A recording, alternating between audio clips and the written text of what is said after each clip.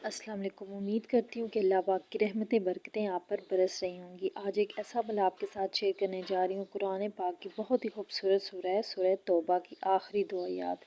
इनकी फ़जीलत आज मैं आपको बताऊँगी। हो सकता है बहुत से लोगों को इसकी फ़जीलत के बारे में मालूम हो, और वही कि हम मुसलमान होते हुए भी इन चीज़ों से अपने दुखों और गमों में फ़ायदा नहीं उठाते।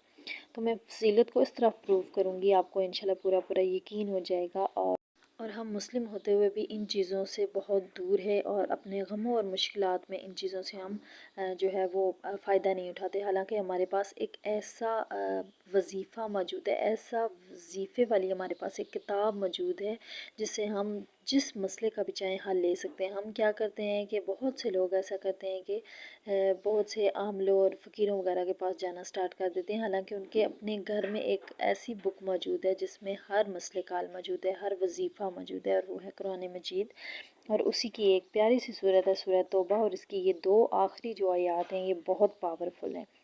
एक दफ़ा अबू बकर मुजाहिद जो है वो एक औलिया हैं, वो बैठे हुए थे किसी मजलिस में, और एक बाहर से आदमी आया और आपने उस आदमी को उठ के गले लगाया और उसका बोसा लिया माथे का। तो जो तमाम उस साइड पे बैठे आपकी महफ़िल में मजलिस आपकी महफ़िल सुन रहे थे, उन्होंने बड़े ताज्जुब का इज़हार किया कि आपने इसको इस तरह से क्यों प्यार किया। तब आपने कहा कि मैं क्यों ना इसको इस तरह से प्यार करूं, जब मेरे प्यारे नबी हज़रत मोहम्मद सल्लल्लाहु अलैहि वसल्लम ने इसको ये फ़जीलत दी है। उन्होंने फिर अपना ख्वाब सुनाया कि एक दफ़ा मैंने देखा हज़ूर पाक सल्लल्लाहु अलैहि वसल्लम की महफ़िल सजी हुई है और यही आदमी बाहर से आता है, और आप सल्लल्लाहु अलैहि वसल्लम उसका जो है वो बोसा लेते हैं और उसे गले लगाते हैं। तब जब पूछा गया कि इसकी इतनी क्या पहचान है ऐसी कि आप इसको ये जो है वो मर्तबा दे रहे हैं, तब आप सल्लल्लाहु अलैहि वसल्लम ने फरमाया कि ये सूरह तौबा की आखिरी दो आयत की जो है वो तिलावत करता है। तो अगर आप सल्लल्लाहु अलैहि वसल्लम उसको वो जो है वो मकाम दे रहे हैं तो मैं क्यों ना दूँ।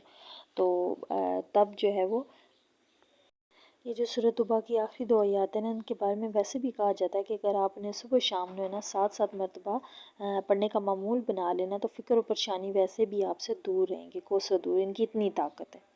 और जब आप इन्हें रेगुलरली पढ़ते हो, हर नमाज के बाद इनको पढ़ते हो ना, तो फिर इसका फ़ायदा जो है वो डबल हो जाता है। एक बात कि आप नमाज की पाबंदी को जो है ना वो लाजमी बनाएं, क्योंकि नमाज हमारे ऊपर फ़र्ज़ है और फ़र्ज़ हमें कभी भी नहीं छोड़ सकते। मतलब नफल होता है, नफली इबादत होती हैं जिनका हमें सवाब मिलता है अगर हम करें, अगर नहीं करें तो उसका हमें गुनाह भी नहीं मिलता। लेकिन फ़र्ज़ नमाजें और फ़र्ज़ जो हमारे ऊपर इबादत हुक्म है उसका हम बिल्कुल भी नहीं छोड़ सकते। और आखिरत में सबसे पहले नमाज का ही जो है वो हिसाब लिया जाएगा, और जब हम पहले ही सवाल में जो है पहले ही क्वेश्चन में जो अड़ जाएंगे तो फिर आगे हम कैसे पहुंचेंगे। तो आप जो है वो अपनी ज़िंदगी में नमाज की पाबंदी कीजिए, और एक सबसे बड़ी जो चीज़ है कि अपनी नज़रों की हिफाजत कीजिए, नज़र बदी से जो है वो बचिए, और अपनी नज़रों को पाक कीजिए और अपने अल्लाह की तरफ रुजू कीजिए। और फिर देखिए कि ऐसी ऐसी करिश्मात और ऐसे ऐसे करामात आपको नज़र आती हैं इन आयतों में, इन कुरान पाक में।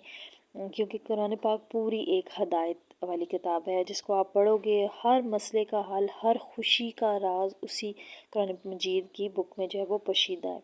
तो इन दो आयत को अपनी ज़िंदगी का मामूल बना लो, हर मसले में ये आपके काम आएंगी। प्लीज़ मेरी वीडियो को लाइक और मेरे चैनल को सब्सक्राइब कर दीजिए। अल्लाह हाफिज़, जज़ाकल्लाह।